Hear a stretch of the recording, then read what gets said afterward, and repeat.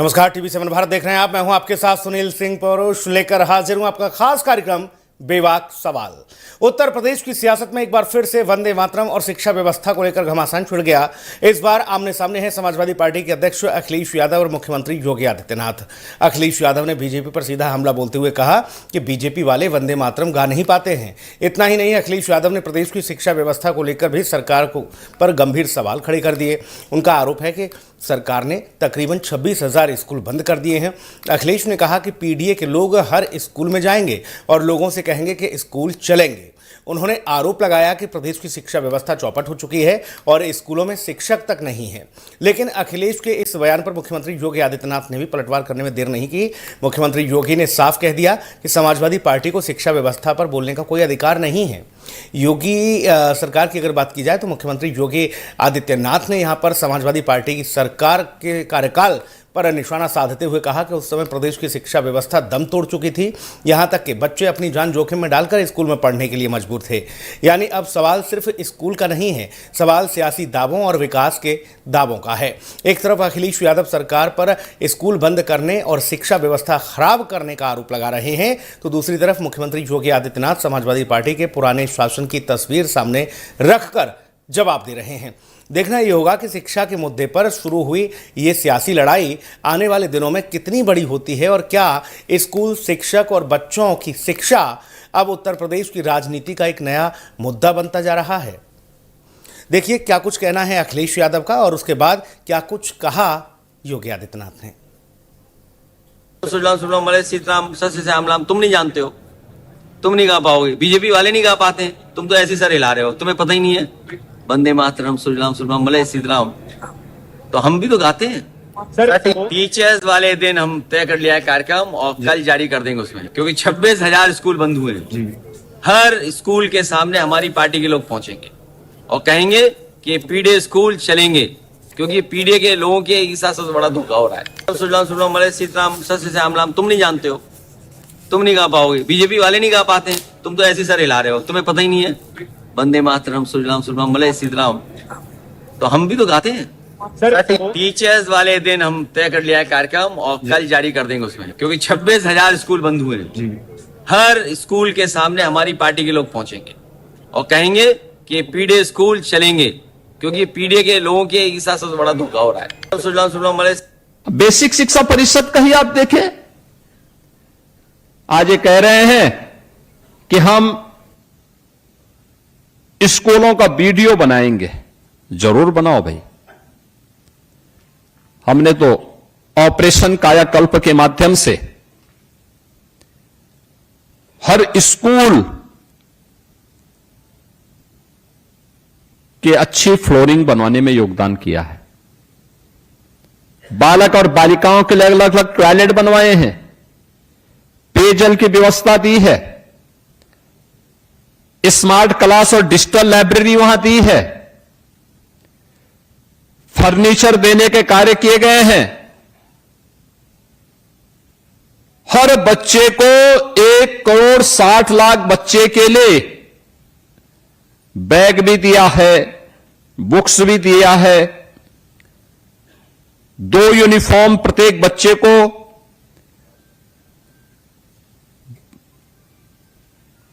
जूता, मोजा, स्वेटर, ये सारी सुविधाएं उपलब्ध करवा रहे हैं। सवाल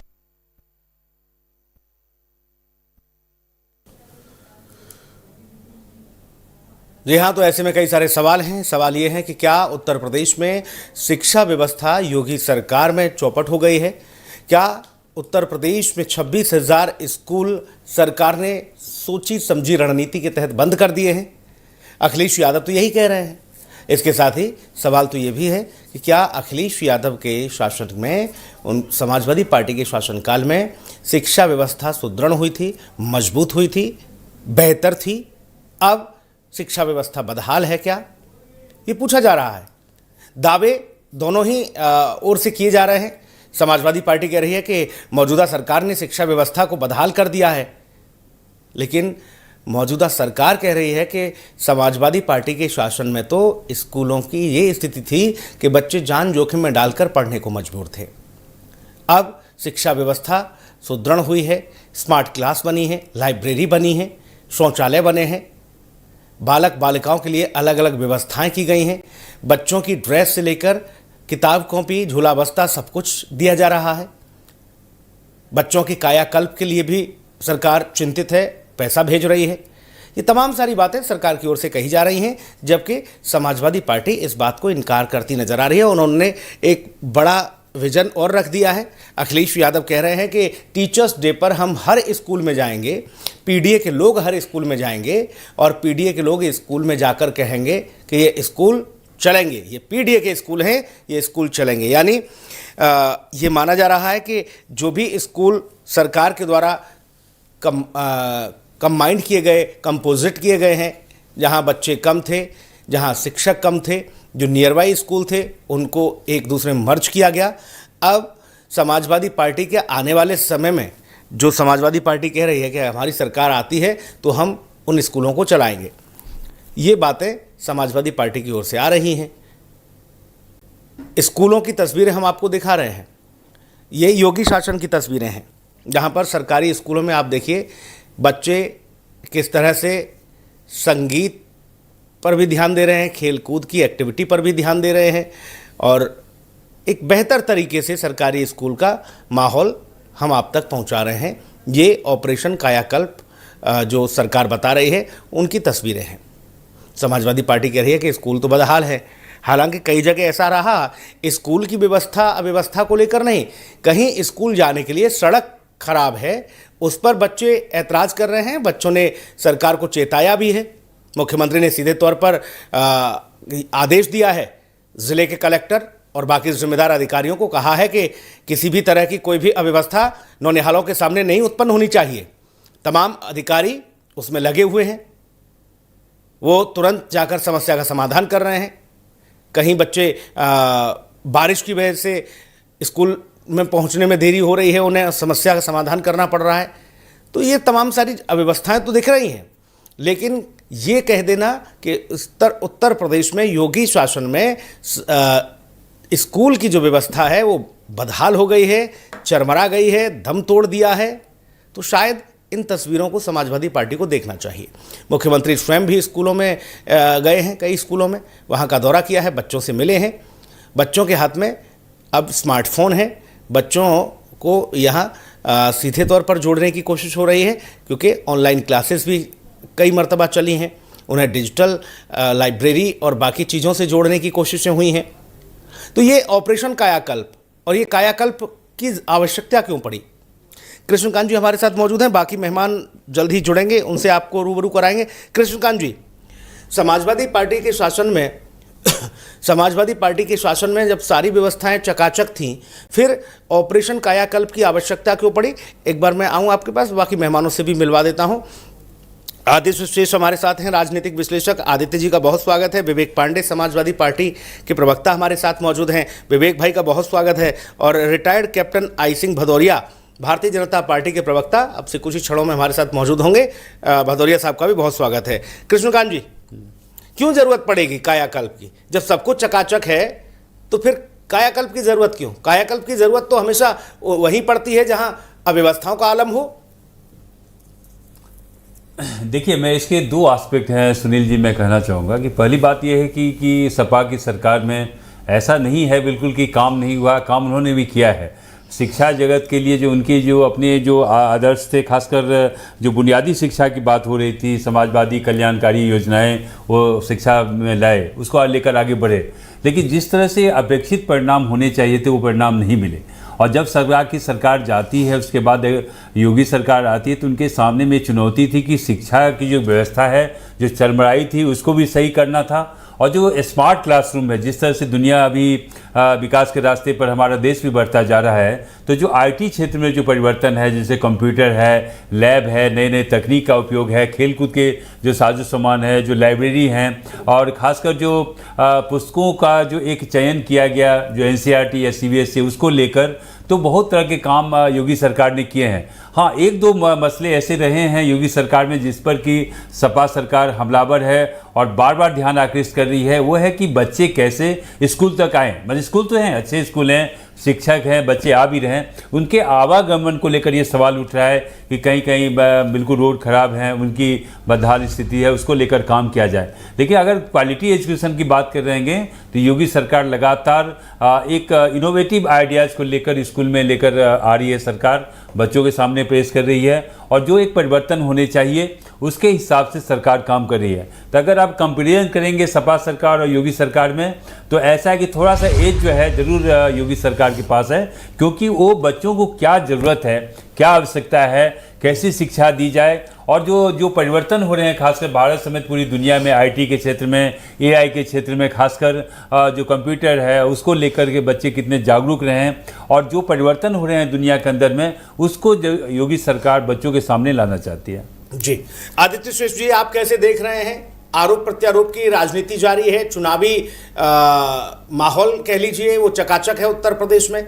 अब राजनेता एक दूसरे की खिंचाई करने से बाज तो आएंगे नहीं, लेकिन इस बाबत आप कैसे देख रहे हैं समानांतर तरीके से अगर देखा जाए समाजवादी पार्टी के शासनकाल का और योगी आदित्यनाथ के शासन में स्कूल शिक्षा व्यवस्था? जी, तो देखिए, सपा के टाइम पे बच्चों को लैपटॉप तो दिया गया था, ये मानना पड़ेगा, बहुत सारे बच्चों को लैपटॉप मिला, मगर जो इंफ्रास्ट्रक्चर होना चाहिए था वो उस पर ध्यान नहीं दिया गया, और वो इन वर्षों में उसके ऊपर ध्यान दिया जा रहा है। और काफी सारे 1.3 लाख 3 लाख स्कूल्स बन गए हैं, उस पे काम हो रहा है। कई सारे स्कूल पे कायाकल्प जो अभियान है उसके तहत से उसको पुनर्निर्माण किया जा रहा है, स्मार्ट क्लासेस बनाए जा रहे हैं। ये सब तो हम देख रहे हैं और हमको मानना पड़ेगा। और उसी टाइम पे ये भी सच है कि ओवरऑल जो जनरल एनरोलमेंट रेशियो है वो थोड़ा सा गिरा है, पर इसके कारण अनेक है। एक तो काफी सारे, आपको याद होगा यूपी के सिस्टम में काफी सारे डुप्लीकेट स्कॉलर्स होते थे, डुप्लीकेट गोस्ट स्टूडेंट्स होते थे। तो आधार के एनरोलमेंट के कारण बहुत सारे गोस्ट स्टूडेंट्स जो है निकल गए, गोस्ट स्कॉलरशिप्स जो है वो निकल गए, और उसका ये एक कारण है कि जनरल एनरोलमेंट रेशियो में थोड़ा गिरावट आया है। और लोगों का अपेक्षा भी बहुत बढ़ गया है। आज छोटे से छोटे गांव में माता पिता अपने बच्चों को इंग्लिश स्कूल में भेजना चाहते हैं, उनको प्राइवेट स्कूल्स में भेजना चाहते हैं, और चाहे कितना खर्चा क्यों ना हो, कितना कर्ज ना लेना पड़े, लोग वहां भेजना चाहते हैं। हालांकि मैं मानता हूं कि पब्लिक सिस्टम ही सबसे बढ़िया है, और उसको और थोड़ा अच्छा किया जाए तो ये समस्या नहीं रहेगा। तो ओवरऑल अगर आप देखते हैं तो काफी सारा सुधार आई है स्कूल सिस्टम में, एक जागरूकता आया है। पहला जो है उत्तर प्रदेश में स्कूलिंग पे उतना ध्यान नहीं होता था, बहुत सारे अनेक चीजें होते हैं। और दूसरा भी एक बात मैं कहना चाहता हूं कि इन सालों में लॉ एंड ऑर्डर का बहुत सारा सुधार हुआ है। जब लॉ एंड ऑर्डर सुधार होगा तभी ना आप स्कूल जा पाओगे। तो लॉ एंड ऑर्डर सुधर गया है तो स्कूल में जा सकते हैं, सुधार हो सकता है, प्रगति हो सकता है। तो जो बेसिक ढांचा है वो अभी सही हो गया है, और मेरे ख्याल से अगर ऐसा ही चलता रहा तो मैं आशा करता हूं कि और भी लोग आएंगे, जुड़ेंगे और अच्छा काम। जी, विवेक पांडे जी, आदित्य जी कह रहे हैं कि लॉ एंड ऑर्डर चूंकि बेहतर हुआ है उत्तर प्रदेश का, इसलिए स्कूलों में बच्चों की संख्या भी बढ़ी है और कायाकल्प भी हुआ है। उन्होंने 3.1 कुछ लाख स्कूल बताए जो पूरी तरह से रिनोवेट हुए हैं। विवेक पांडे जी, आप लोग कह रहे हो कि उत्तर प्रदेश में 26,000 स्कूल बंद कर दिए हैं सरकार ने, और अब वो आपके पीडीए के लोग खुलवाएंगे उन्हें। देखिए, मंच पे उपस्थित जितने भी सम्मानित पैनलिस्ट हैं आपके और आपके दर्शकों को और आपको मेरा नमस्कार। अपनी बातों को अनुमोदन के साथ अभिव्यक्त करने की अनुमति मैं आपके पूरे मन से चाहूंगा। जी, मैंने आपके असाइनमेंट को कन्नौज, गुरारपुर, कानपुर देहात, बरेली, मोहम्मदाबाद, गाजीपुर, गोरखपुर, बदायूं, हल्का नंबर 1 के कुछ असाइनमेंट को आपके वीडियो भेजे, चला दीजिए। जी, स्कूलों की सत्यता सामने उजागर हो जाएगी। अभी हमारे आदरणीय राजनीतिक विश्लेषक के आदित्य शेष जी का वक्तव्य जो भी है, उनकी सोच है, मुझे लगता है कि उत्तर प्रदेश में एक आईपीएस की फैमिली सुरक्षित नहीं है, पुलिस के लोग मार खा रहे हैं, पुलिस के लोगों पे हमले हो रहे हैं, तो कानून व्यवस्था को जाने देते हैं। वो डिस्कशन का पॉइंट अगर आप आज रखेंगे तो बहुत लंबी चर्चा हो जाएगी और उस पर बहुत सारी बातें आ जाएंगी जो पुलिस रिफॉर्म से जुड़ी हुई हैं। लेकिन हाँ ठीक है, उनकी अपनी दृष्टि है, मेरी अपनी दृष्टि है, भाजपा की अपनी दृष्टि है और मीडिया की दृष्टि हमेशा निष्पक्ष रहती है। तो मैं यही कहूंगा कि मुझे लगता है कि जमीन पे जब आप देखते हैं तो सत्यता कुछ और है।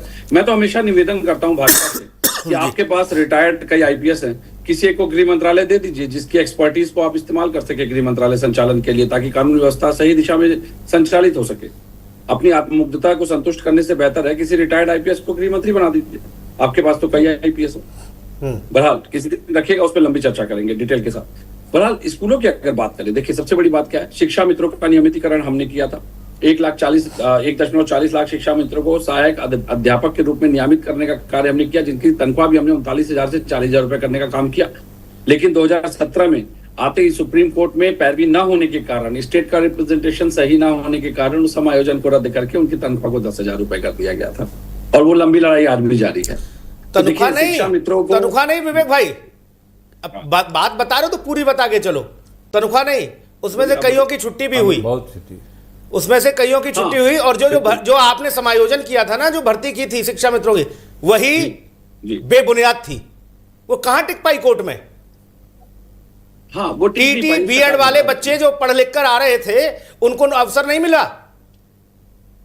सुन लीजिए ना, उसका कारण सुन लीजिए, उसका वो नहीं टिक पाई। बिल्कुल सही बात है, आपने सही कहा कि कोर्ट में नहीं टिक पाई। उसका कारण है, जब तक हमारी सरकार थी तब तक टिकी थी, जैसे ही योगी सरकार आती है पैरवी ढीली कर दी गई। मैंने तो आपके मंच पे पहले ही कह दिया, स्टेट ने रिप्रेजेंटेशन नहीं दिया प्रॉपर। अगर रिप्रेजेंटेशन देते तो हमारा उद्देश्य, भाई वो शिक्षकों की सैलरी हमारी जेब में तो नहीं जा रही थी ना। हमने तो प्रयास किया था कि गुणवत्तापूर्ण शिक्षा दी जाए। आज 84,000 जो पद हैं माध्यमिक शिक्षा की या शिक्षा विभाग में, क्यों खाली पड़े? और सबसे बड़ी बात है, ये बच्चे आंदोलन क्यों कर रहे हैं? ये बच्चे क्या हमारे कार्यकाल में आंदोलन कर रहे हैं? आज जो बच्चे आंदोलन कर रहे हैं उसके परिप्रेक्ष्य में जो सरकार के दावे हैं वो संतुलित क्यों नहीं दिखाई दे रहे हैं? योगी सरकार के, मैं कह रहा हूं चलिए योगी जी सारी बातें सही कह रहे हैं, तो ये बच्चे झूठ बोल रहे हैं क्या? और अगर बच्चे सच बोल रहे हैं तो योगी जी स्वीकार कर लेंगे वो झूठ बोल रहे हैं। भाई कोई एक तो झूठ बोल रहा है ना, ये बात तो माननी पड़ेगी ना कि बच्चे आज आंदोलन कर रहे हैं और ये आंदोलन अब चिंगारी की तरह हर जिले में जा रहा है। हमने तो सिर्फ एक बात कही है कि जो माध्यमिक, जो बच्चों के लिए, गरीब बच्चों के लिए जो स्कूल समायोजित, आपने चाहे समायोजित किया चाहे बंद किया, मेरा ये कहना है कि अगर एक शिक्षक के ऊपर 60 बच्चों का दायित्व है तो आप स्वयं इसका आकलन कर लीजिए कि बच्चों को आप कितनी गुणवत्तापूर्ण शिक्षा दे रहे हैं। एक बात। दूसरी बात, जब तक सरकारी अधिकारियों को, देखिए अभी मैं और आईपी सिंह सर एक मंच पे थे, हम दोनों लोग साथी में थे एक डिबेट में, ये बात मैंने भी स्वीकार की। ये जो बदलाव की राजनीति आ रही है ना, जो राजनीतिक बदलाव की बयार चली है, जहां पे बच्चे आकर के अब समय से पहले आंदोलन कर रहे हैं, उनको परिपक्व होने की भी आवश्यकता नहीं है। अब वो बालिग और नाबालिग वाली बात भी समाप्त हो जाती है यहाँ पे। अब उनको 18 वर्ष की आयु की भी आवश्यकता नहीं है, लेकिन वो बच्चे समय से पहले अपने अधिकारों के लिए लड़ रहे हैं। तो ये कल को सरकार अगर बदलती है तो चुनौती तो हमारे लिए भी रहेगी भाई। अगर आज हम इन बच्चों की नब्ज को नहीं समझेंगे, इनकी आवश्यकताओं को, इनको गुणवत्तापूर्ण शिक्षा देने की दिशा में अगर हम भी नहीं अगर कदम बढ़ाएंगे, तो क्या लगता है आपको कि कल को अगर भाजपा विपक्ष में जाएगी तो समाजवादी पार्टी के लिए चुनौती नहीं बनेंगे? बिल्कुल बनेंगे। तो मैं तो कह रहा हूं ना कि जब तक इस देश की व्यवस्था में, चूंकि भारत की राजनीति बदल रही है, भारत की राजनीतिक परिदृश्य को बदल रही है हवा इसकी, और जब तक इस देश में ये नियम नहीं लागू होगा कि जितने भी सरकारी सेवा में लोग जा रहे हैं उनके बच्चे मैट्रिक तक की शिक्षा कम से कम प्राथमिक विद्यालयों में लेंगे, मिड डे मील का खाना खाएंगे, तब तक मुझे नहीं लगता कि इस देश में गुणवत्तापूर्ण कोई भी स्थिति बन सकती है, हम कितने भी करें। ठीक है भैया, मैं कैप्टन साहब के पास जाऊंगा, लेकिन विवेक भाई ये बात जो आज आप उठा रहे हो ना 2026 में, ये शायद 2010 या 11 की बात है। माननीय सर्वोच्च न्यायालय ने टिप्पणी की थी इस विषय पर यूपीए शासन में, याद है मुझे और कहा था कि सुनिश्चित करें राज्य सरकार, जिले का डीएम, जिले का कप्तान अपने बच्चों को सरकारी स्कूलों में दाखिला दिलाएं। कितनों ने करा दिया? उसके बाद तो आपका भी काम चल रहा। कितने बिल्कुल याद है भाई, हम कह रहे हैं डीएम कप्तान छोड़ो भाई, किसी पार्षद ने नहीं कराया एडमिशन। मैं कह रहा हूं 10 सेकंड में कंक्लूड कर रहा हूं। किसी पार्षद ने नहीं कराया, अमल नहीं हुआ। मैं 10 सेकंड में कंक्लूड कर रहा हूं। नहीं, 10 सेकंड में कंक्लूड कर रहा हूं, आऊंगा। ये अच्छी बात है, ये चिंता होनी चाहिए जैन अल्फा के लिए। भैया भदौरिया साहब, अखिलेश जी ने कहा कि आपने 26,000 स्कूल बंद किए हैं, बदहाल कर दिया है, उत्तर प्रदेश की कानून व्यवस्था का जिक्र जैसे ही हुआ उन्होंने कहा कि पुलिस खुद सुरक्षित नहीं है, यानी हर ओर चारों ओर अव्यवस्था का आलम पैदा किया है आपने।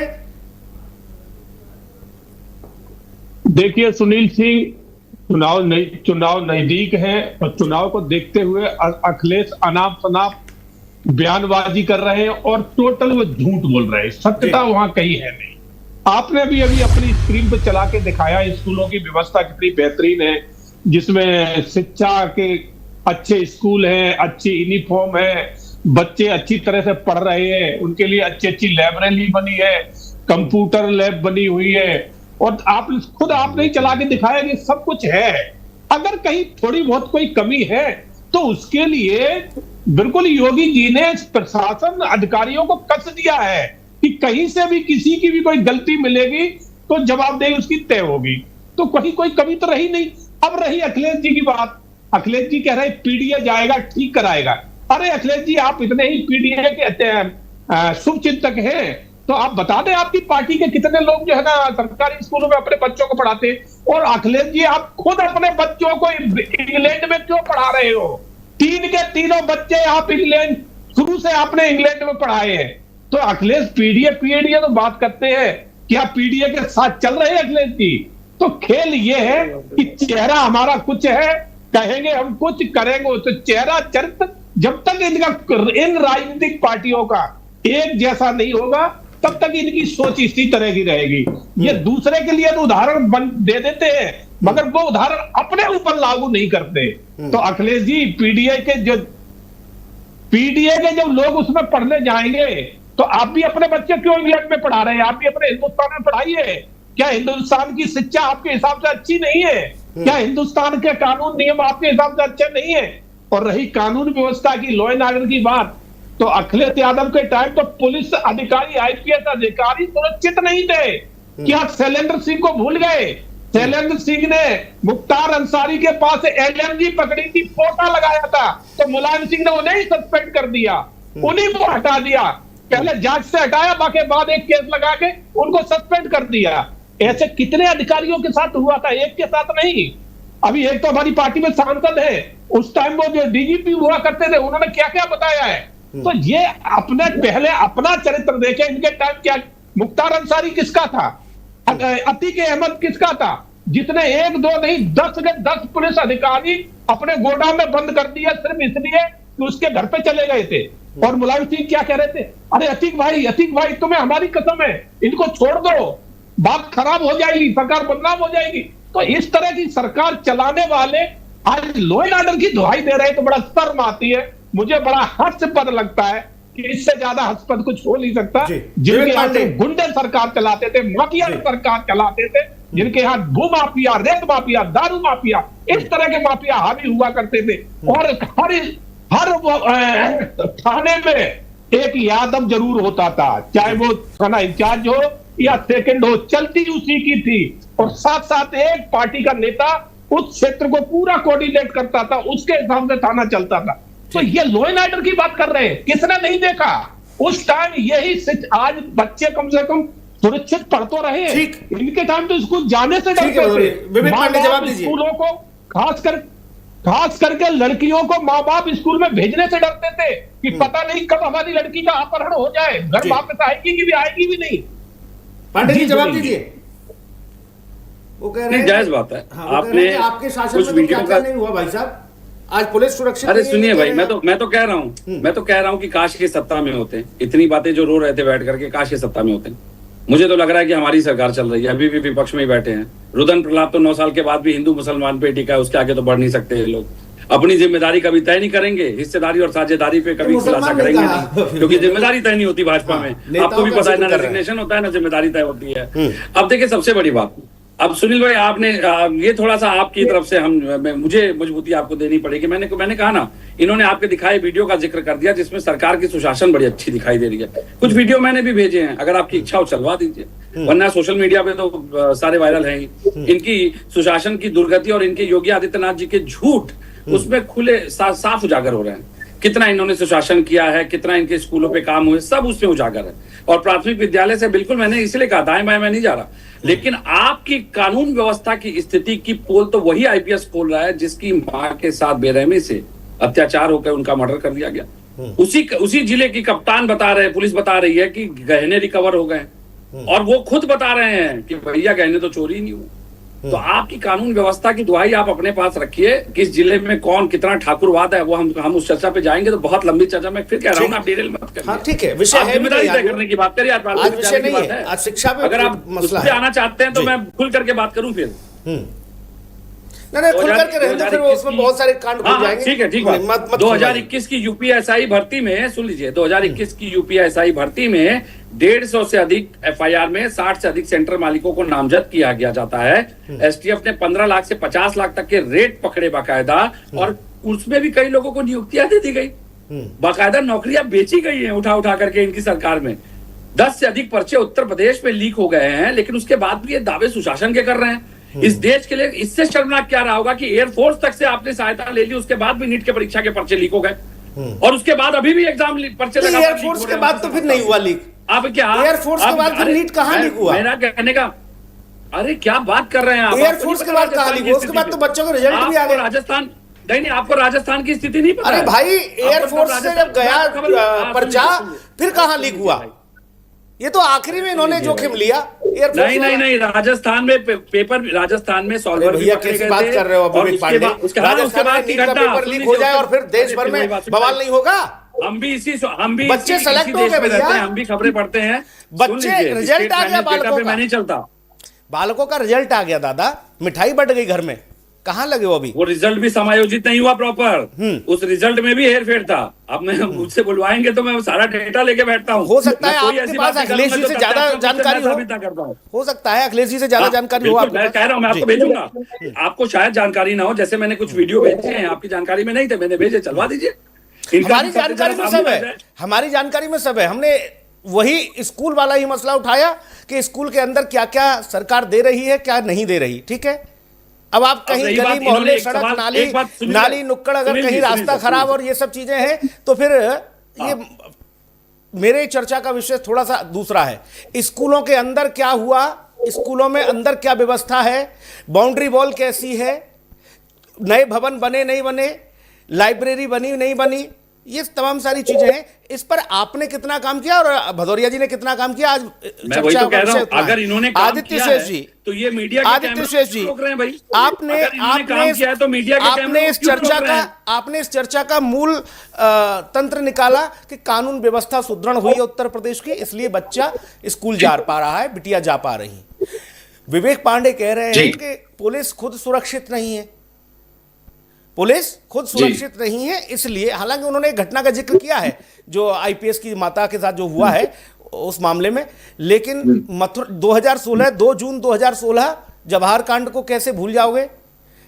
हैं, कैसे भूल जाओगे जवाहर कांड को? भी मत भूलिए, मैं क्या बोल रहा हूं भूलने के लिए? रामरक्ष यादव जिसको समाजवादी पार्टी पेंशन देती थी सरकार, रामरक्ष यादव को, बिक्रू कांड भी मत भूलिए, बिक्रू कांड भी मत भूलिए। हाँ, बिक्रू कांड क्यों भूल रहे हैं? क्या हुआ उसका? बिक्रू कांड क्यों भूल रहे हैं? क्या हुआ? रामरक्ष यादव प्रमुख सचिव यूं करता गया, यूं गिरफ्तार भी हुआ तो यूं करता हुआ गया जेल में। कांड की भी व्याख्या होनी चाहिए। और उसको कह रहे हैं बिक्रू कांड को न्याय दिलवाने सुप्रीम कोर्ट में गए थे जी। नहीं, मैं तो कह रहा हूं आदित्य शेष की भी व्याख्या कर दीजिए भैया। मुकुल द्विवेदी, संतोष कुमार यादव तत्कालीन इंस्पेक्टर है मथुरा, इनकी हत्या कर दी, 29 लोग मारे उसने।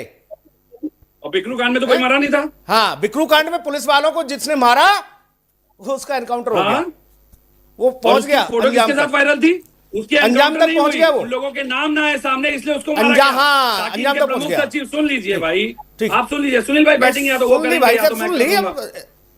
आप तो अंपायर हैं, सुन लीजिए मेरी बात, आप तो अंपायर हैं। मैं तो कह रहा हूँ ना, कौन सी फोटो वायरल हुई थी? अच्छा चलिए, बिक्रू कांड में फोटो किसकी वायरल हुई थी बताइए जरा, उसके साथ किसकी फोटो वायरल हुई थी बिक्रू कांड में? कौन सा भाजपा का नेता ऐसा नहीं था जिसके साथ फोटो नहीं थी उसकी? और कौन सा प्रमुख सचिव जिसके साथ बहुत सबके साथ शादी में शरीक होने के लिए गया था? वो सबके साथ, बताइए। टिकट कौन दे रहा है चुनाव लड़ने के लिए? मैं कह तो रहा हूँ, आप दे रहे हो, आपकी सहयोगी पार्टी दे रही है। और चाहे बात इनकी हो, बता चाहे रहे हो हमारी। कि भदौरिया जी की पार्टी थी, तो होगा भैया आप लोगों नहीं, का और आपस का कोडिन- मसला और हुआ कोडिन- अंदर। और कोडिन प्रकरण में आदित्य कौन शेष था? जी, कोडिन प्रकरण में कौन था? बुलडोजर क्यों नहीं चला? कोडिन आदित्य भैया शेष क्या जी। बुलडोजर क्यों नहीं पहुंचा भैया? क्या क्यों नहीं एक पहुंचा? यही मेन वजह है या कुछ व्यवस्थाएं सुदृढ़ हुई भी हैं? मेरा प्रश्न बस इतना ही है, और वहीं उतनी ही परिधि में रहेगा समाजवादी पार्टी के शासनकाल में शिक्षा व्यवस्था और योगी सरकार के शासनकाल की शिक्षा व्यवस्था, ये तराजू में रखी है दोनों। देखिए जी देखिए ऐसा है सूरज भाई कि शिक्षा के लिए पहला लॉ एंड ऑर्डर, कानून का पालन होना चाहिए, न्याय व्यवस्था होना चाहिए। ये आप आज यूपी में कहीं पे भी जाइएगा, लोग अपने आप को सुरक्षित महसूस करते हैं, और इसके आंकड़ा आपको नेशनल क्राइम रिकॉर्ड्स में भी दिखेंगे। अब विवेक भाई ने एक वो पॉइंट निकाली, वो आईपीएस ऑफिसर की, मानता हूं वहां पे प्रॉब्लम। अगर आप सिर्फ एक कार्ड को निकाल नहीं सकते, आपको पूरा स्टैटिस्टिक्स देखना पड़ेगा। और यूपी में हर कोई कहता है कि आज मैं सुरक्षित महसूस कर रहा हूं, और इसके कारण जो है बच्चे पढ़ भी जा रहे, क्योंकि पहला तो शांति का माहौल चाहिए, तो शांति के माहौल के बाद स्कूल जाएंगे तो वहां पढ़ेंगे। और दूसरा, मैंने एक स्टैटिस्टिक भी देखा कि यूपी में जब एनसीईआरटी की जो सर्वे हुई थी, कंपैरिजन हुआ था, यूपी में मैथमेटिक्स में एवरेज स्कोर था 64, पर देश भर में जो एवरेज था वो 60 का था।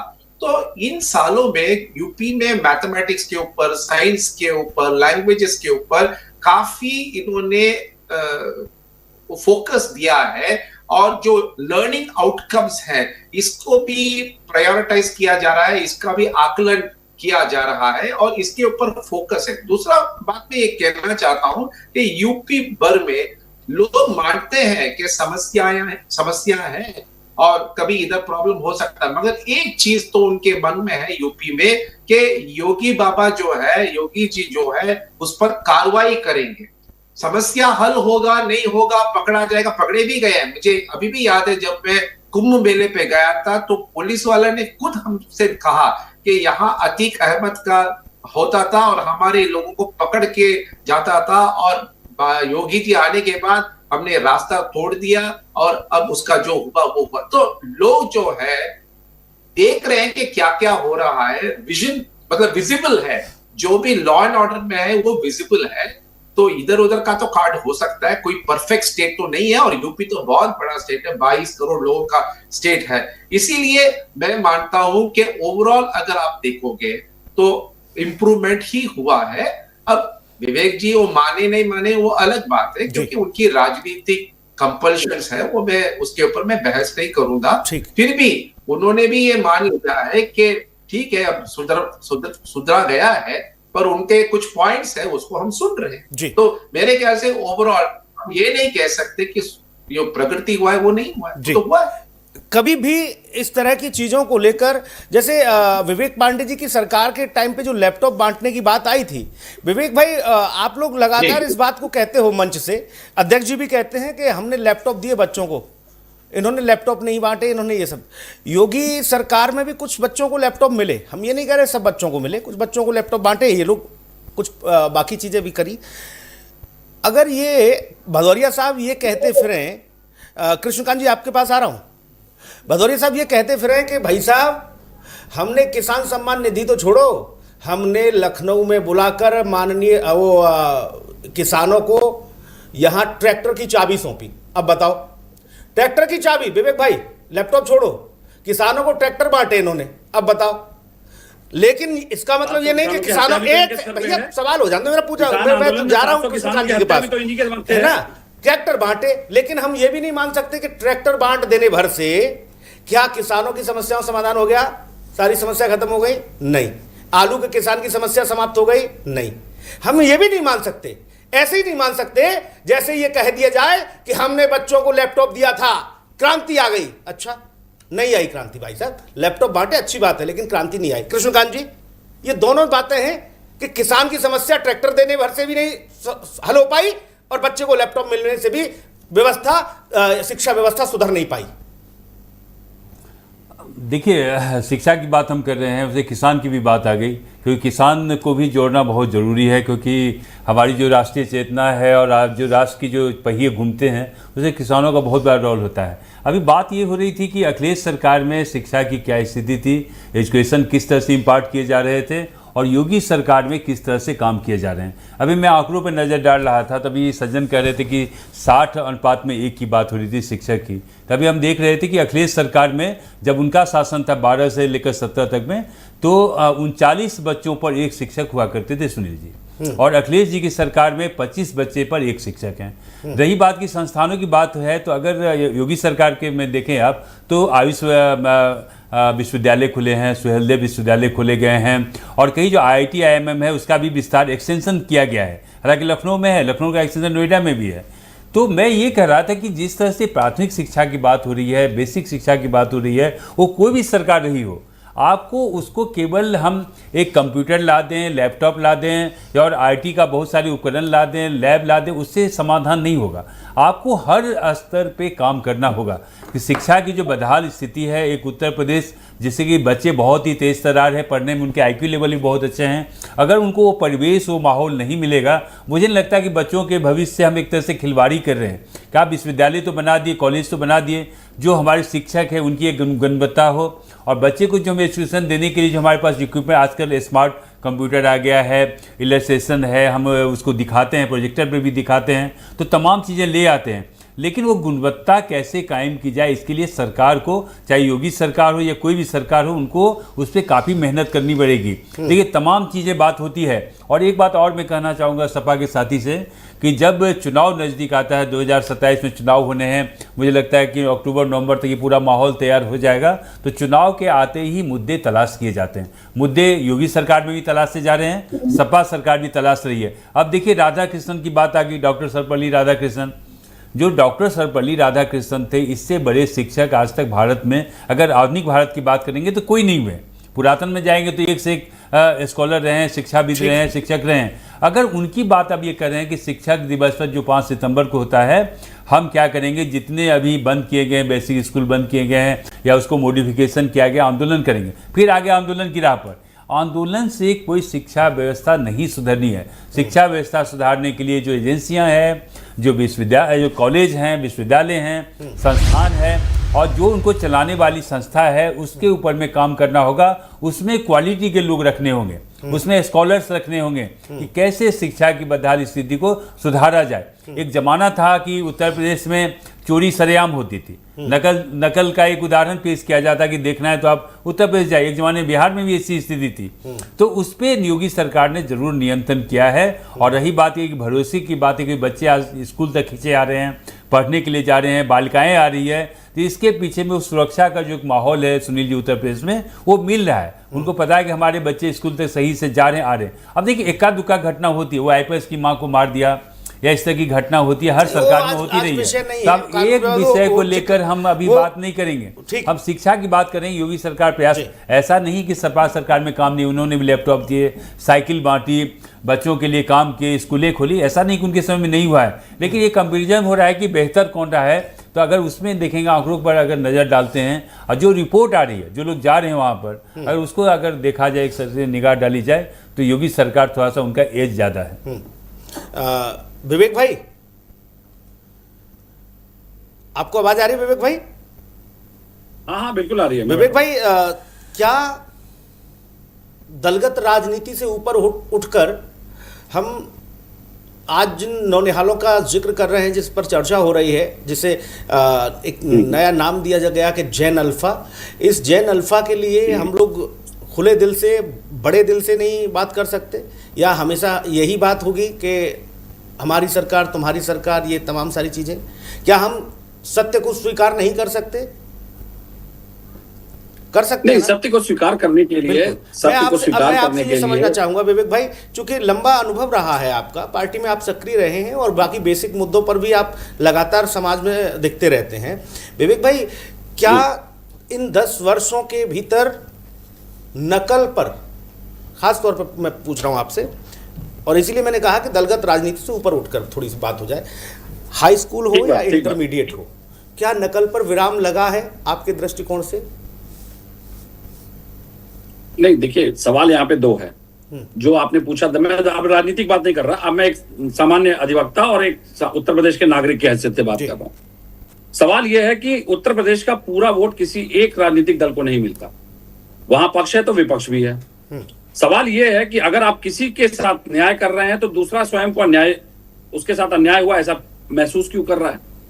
और मुझे लगता है जिसको न्याय मिल रहा है, न्याय तो उसको मिल गया, तो न्याय मिलना तो सुखद अनुभव होता है। जिन लोगों के साथ अन्याय हुआ है उनकी सुनवाई क्यों नहीं हो रही है? सवाल यहाँ पे फंस रहा है और राजनीतिक दल यहीं पे फेल हो जाते हैं, क्योंकि जो सरकार आती है जाती है, जो माहौल बनता है वो उन अन्याय और पीड़ित लोग रहते हैं ना, उनके कारण बनता है।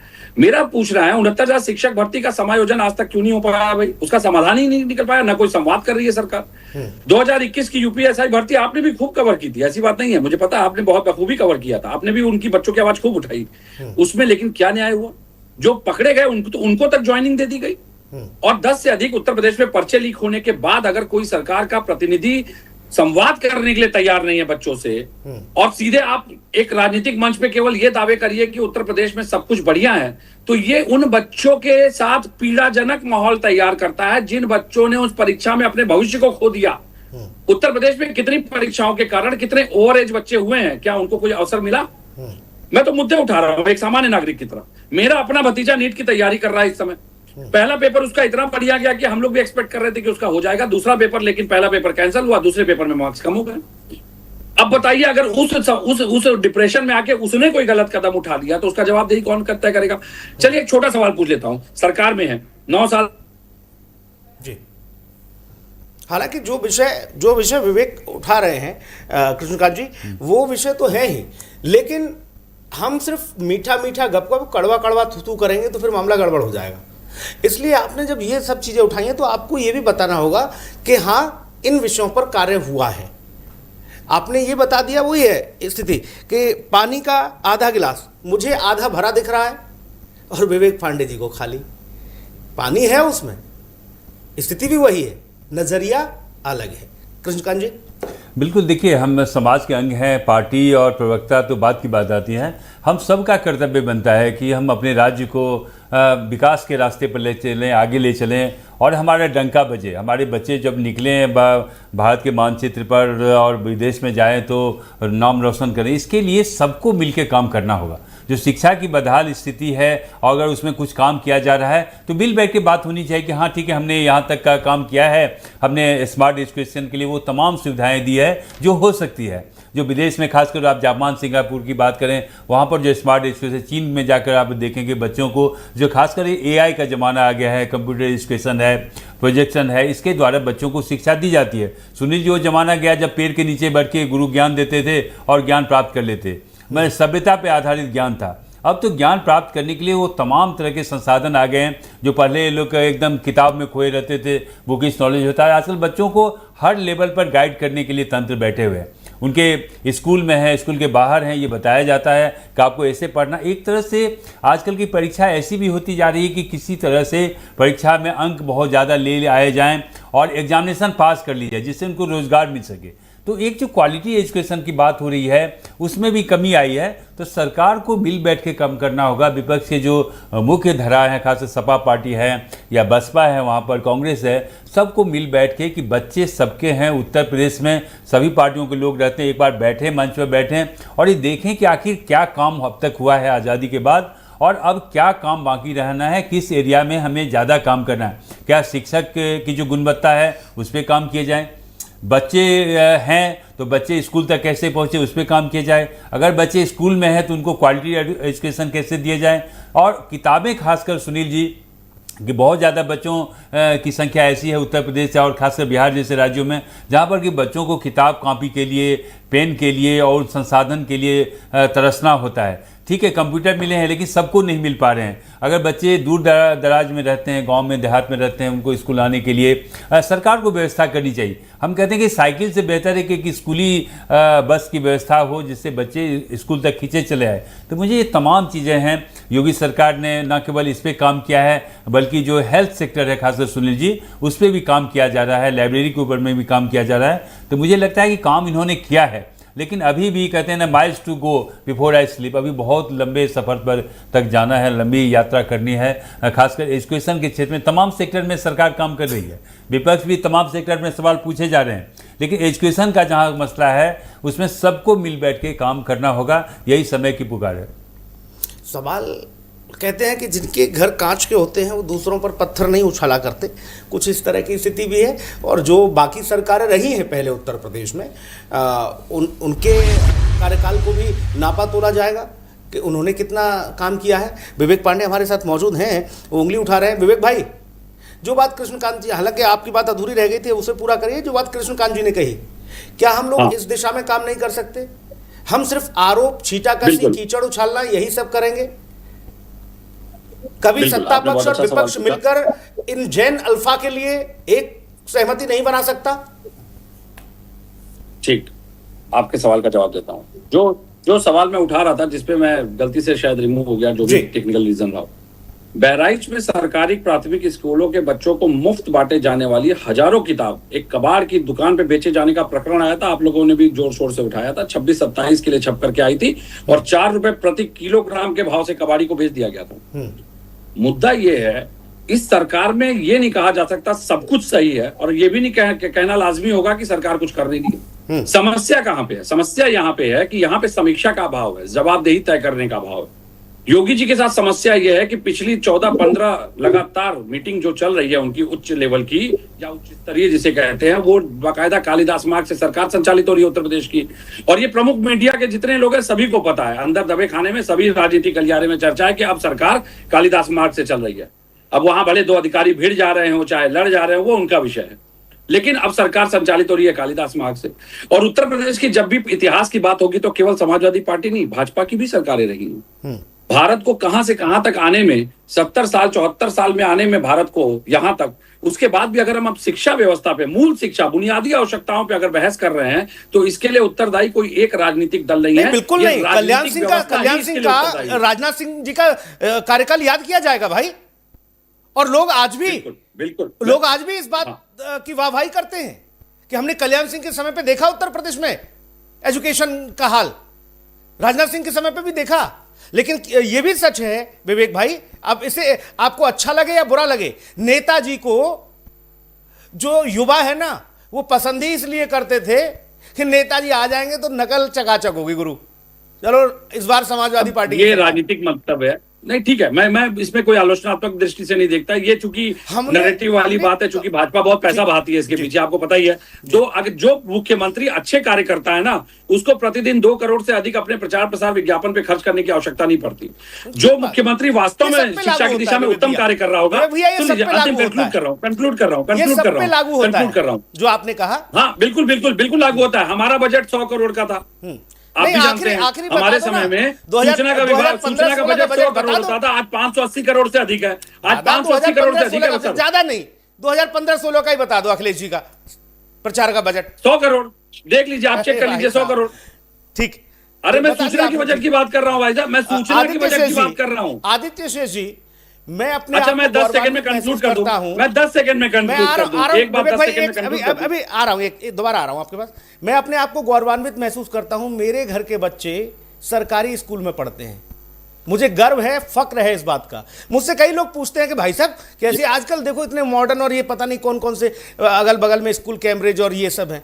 मैंने कहा भाई मैं भी उसी स्कूल से पढ़ा हुआ हूं, हमारे घर के बालक भी उसी से पढ़ेंगे। ठीक, आज में तमाम जो ऑर्डन फॉर्डन पता नहीं कहां से पढ़ के आ रहे हैं, मैं उनके सामने बैठा हूं ना जवाब लेने के लिए, मैं कैसे मान लूं? और वो बच्चे उन जो बोर्डिंग स्कूल हैं, जो अच्छी बिल्डिंग वाले हैं, बसों वाले स्कूल हैं, उनके साथ कंपटीशन कर रहे हैं। आदित्य भाई, मुझे तो गर्व होता है। जी बिल्कुल।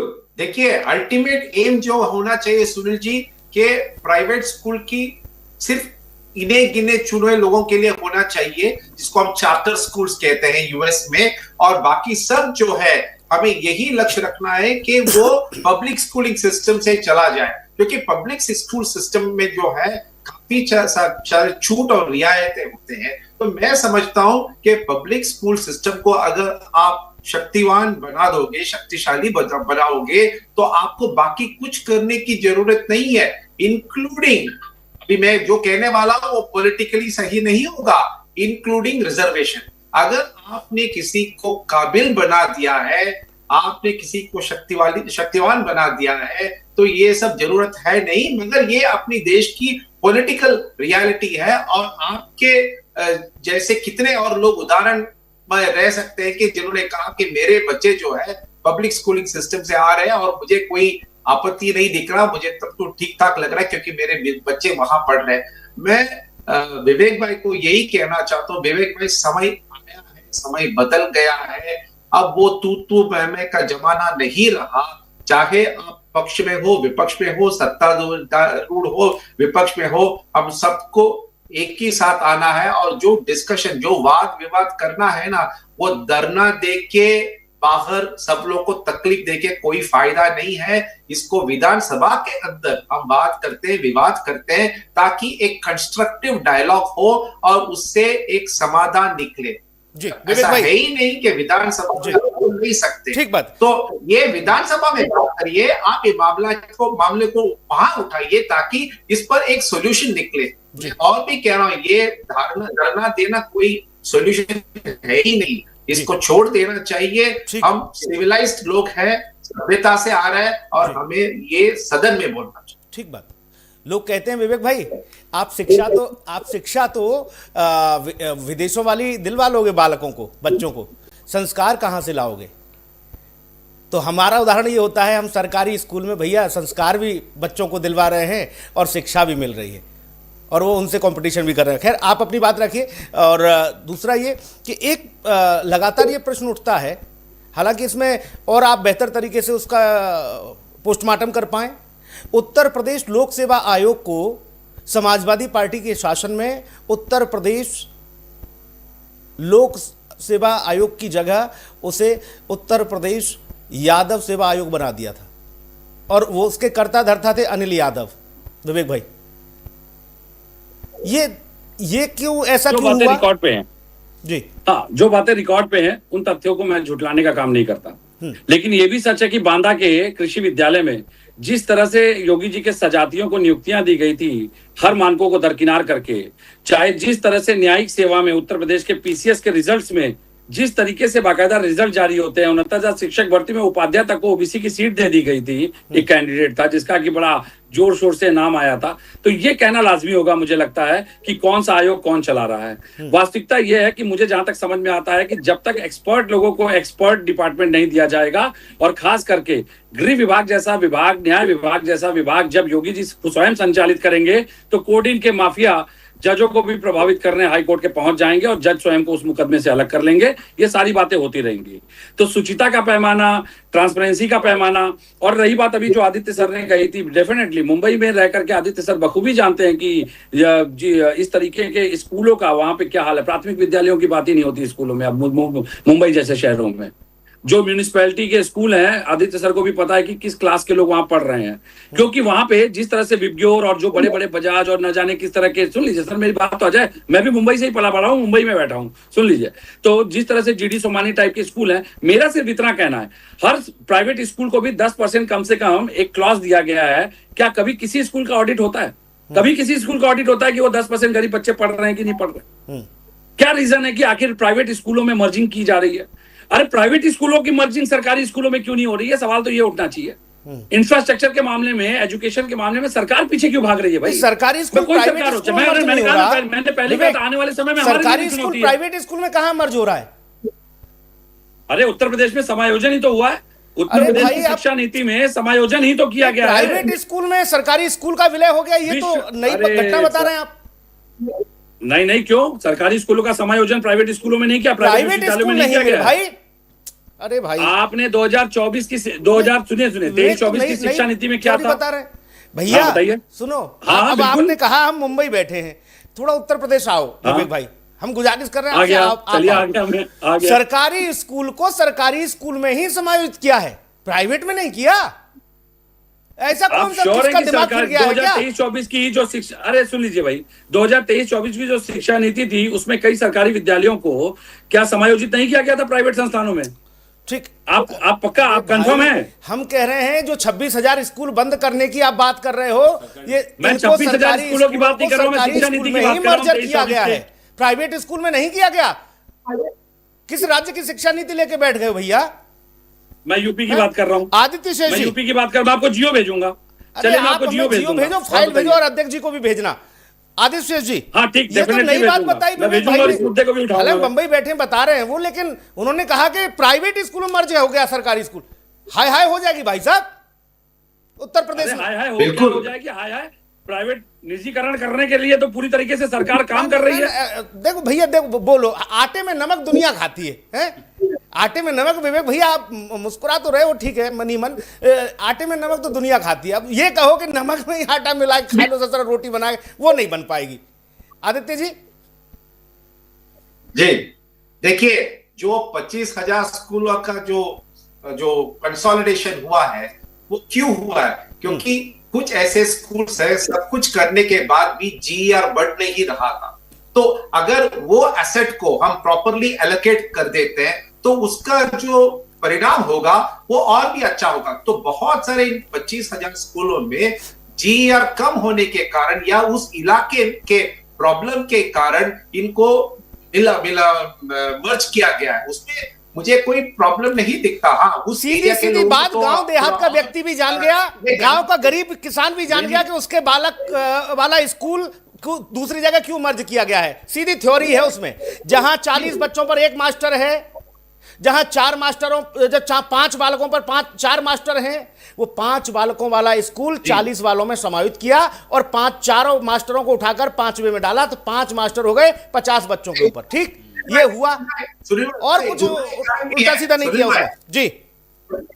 सूर्य, उसका दूसरा भी कारण है। जब एक स्कूल में बहुत कम बच्चे होते हैं ना, तो आपका पीयर टू पीयर एक कम्युनिकेशन में खराबी होती है। दूसरा, आप बेंचमार्किंग नहीं कर सकते हो। इसीलिए अगर आपको गुणवत्ता देना है इसमें, तो आपको उसको बड़े स्कूल के साथ मर्ज करना पड़ेगा ताकि आपके लर्निंग आउटकम्स अच्छे हो और आपको बेंचमार्क मिले आज के स्टैंडर्ड में। जब और हमारे उसकी भी गुरुकुल एक का लक्ष्मण सिस्टम रेखा होता है था, आदित्य जी, उसकी भी एक लक्ष्मण रेखा है कि जी। आप इतने किलोमीटर के दायरे में ही उसे मर्जर कर सकते हो। ये नहीं कि आप 20 किलोमीटर दूर फेंक दो बालक को। नहीं, सही है, वो मैं मानता हूं 5 किलोमीटर में होना चाहिए क्योंकि ग्रामीण क्षेत्र है। मगर देखिए सुनील जी, ऐसा है कि जब उस एरिया का जीआर बढ़ता है ना, तो ये तो परमानेंट नहीं है, तो वहां पे वापस उसको एस्टेब्लिश किया जाएगा ताकि हम एलोकेशन की सही इस्तेमाल कर सके। अब देखिए, उसमें जब कंसोलिडेशन होता है तो कुछ लोगों को तकलीफ होगा, मैं मानता हूं, मगर एसेट क्या आप सही नहीं यूज करोगे? और दूसरी बात, विवेक भाई ने बंबई की बात की। विवेक भाई, मैं बंबई में रहता हूं मगर यूपी में जीता हूं जी। अब सुन लीजिएगा, यूपी का हर चीज मुझे पता रहता है। बंबई में सुनिए क्या है कि बंबई में जो म्युनिसिपल स्कूल्स है ना, सुनिएगा, Bambai is the largest municipal budget 75,000 crore. अब बंबई के कोई भी आज, ठीक है भैया, बंबई आप दोनों को जम गई और आप बंबई ने आपको जमा लिया, अच्छी बात है। आदित्य जी, आप भी बंबई में उत्तर प्रदेश का डंका बजाइए। विवेक पांडे भाई, आप भी उत्तर प्रदेश का डंका बजाते बजाते आप खूब साइकिल चलाइए। हम तो कह रहे हैं राजनीति की, लेकिन उत्तर प्रदेश में जिन घटनाओं का जिक्र होता है या जिन व्यवस्थाओं को लेकर सवाल खड़े किए जा रहे हैं मौजूदा सरकार के लिए, मौजूदा सरकार ये कहती है कि उन लोगों को एक बार अपने गिरेवा में झांक लेना चाहिए कि हमारे समय में स्थिति क्या थी और अब स्थिति क्या है। और गांव देहात में कहते हैं विवेक भैया, समय नहीं लगता तिल का ताड़ राई का पहाड़ बनाने में, तिल का ताड़ राई का पहाड़। तो ऐसी स्थिति राजनीति संभावनाओं पर ही चलती है। लंबे अरसे से देख रहे हैं, 20 साल हो गए पत्रकारिता करते भैया, ये कई चीजें देखी हमने कि हाँ, कहाँ कहाँ क्या क्या होता है, क्या क्या नहीं होता। और आजकल तो अखिलेश जी जिस लाइन पर चल रहे हैं ना, योगी आदित्यनाथ जी ने सदन में कहा था कि 2 लोग हमारे लिए काम करते हैं, फायदेमंद हैं, 2 चेहरे बड़े, एक अखिलेश यादव जी और एक राहुल गांधी जी। बोले अखिलेश यादव जी ने सीट बांट दी, बताओ भाई साहब, भाजपा की सीट वितरित कर दी। बोले लो तुम लोग आरएलडी वाले, बेटा जैन जी आओ, चवन्नी, उनको चवन्नी भी बता दिया था, बोले 1 रुपया बनाया। बोले उनको ले लो तुम, 73 ले लो, संजय निषाद, ओम प्रकाश राजभर, सब आओ, सबको अपना दल, अनुप्रिया पटेल को भी दे दी 19 सीट। सबको बांट डाली। तो वो कह रहे हैं भाजपा वाले कि हमारा काम भी यही कर रहे हैं भाई साहब, हैं। और उधर राहुल गांधी जी बता ही रहे हैं कि अब 2 ही लाइन गाई जाएंगी बस, वंदे मातरम की 2 से तीसरी नहीं गाई जाएगी। बोले क्यों? बोले चुप, हमें इजाजत नहीं है, हमें इतनी याद है भाई।